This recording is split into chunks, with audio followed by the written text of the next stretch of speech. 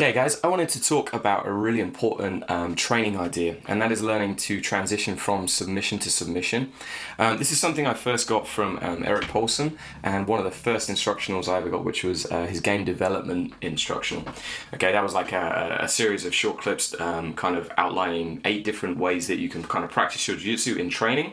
And one of those was learning to attack or learning to transition from submission to submission. Okay, so I want to give you a real world example of this. This is a little bit of footage taken from a seminar I taught with Chelsea over in Ireland recently. This is me on the top here, and this guy called Mike. And I'm going to show you kind of what happens and then why I do it, like kind of what my thought processes is, and then also why it's really, really important as well.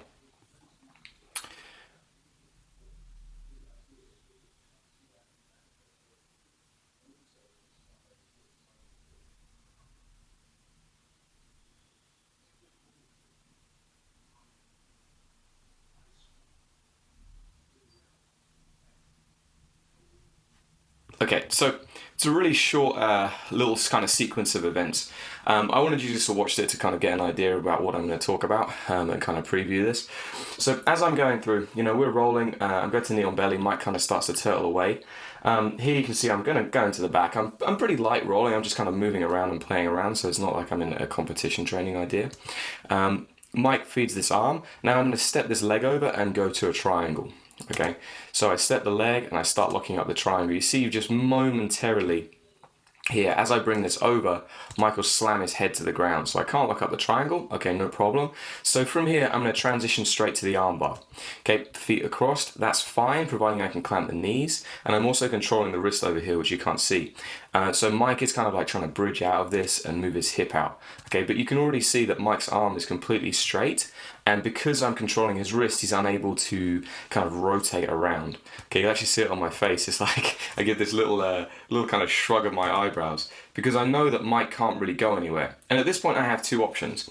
I can either just crank harder, which, maybe I run the risk of injuring Mike, and I definitely don't want to do that. Or my other option is I can learn to transition to a different submission. In a competition, I probably would have just put more pressure into his arm, and if it broke, then it broke. That's a competition mindset. In a training mindset, I obviously don't want to do that.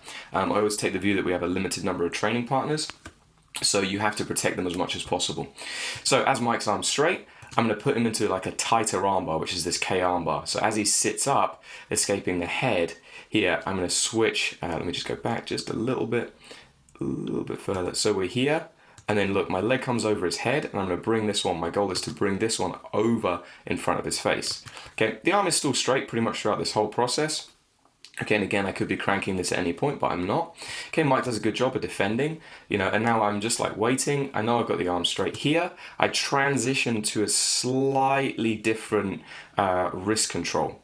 Okay, so I know that the arm's straight. If I wanted to apply a little bit more pressure, I'm keeping his shoulder down, I'm keeping his posture broken, and you'll see now, if you watch this, I'm gone to a 2-on-1 grip, and I'm pushing it to the outside of this leg. That's going to make Mike react, and then he's going to lift his head up to try and relieve pressure, and I get the armbar.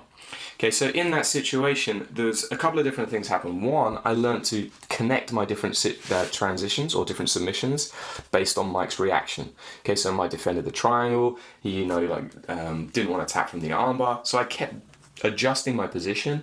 And I kind of allowed Mike to work a little bit. Like, I always had the knowledge that I could always put more pressure onto that armbar, but I obviously didn't want to hurt him. So that's the other thing, like I was able to keep training, and Mike was able to keep training without any injury. Like often we see people, they get caught in submissions, they refuse to tap, their partner refuses to give up the submission because they want to get the tap, and then you reach the end of their tolerance and someone gets injured. Okay, that's not what you want in training. You want to be able to train as much as you can. So by taking on this idea of just figuring out how to like hold the submission at the point of where you could put more pressure in and then transition to something else and continue your attack is a really, really important skill. And obviously it'll help you if you ever come to compete, because if you get someone that won't tap, or maybe they've got like super flexible arms, you can transition through different attacks and eventually get them deeper and deeper. Like the K armbar I used at the end of that sequence is far, far tighter than the regular armbar. Okay, and it can be a lot trickier to escape as well. So by allowing Mike to kind of, I'm not putting pressure on Mike, I'm allowing him to kind of keep working a little bit, I gradually get deeper and deeper down the sequence, and it becomes harder and harder for him to escape. Okay, so that's the general idea on like learning how to connect submissions and why it's important. So I highly recommend that everybody does this rather than just trying to crank on submissions more, which doesn't really help anybody. You learn to transition between one thing to the next. All right, guys, so hopefully you found that a little bit useful. Talk soon.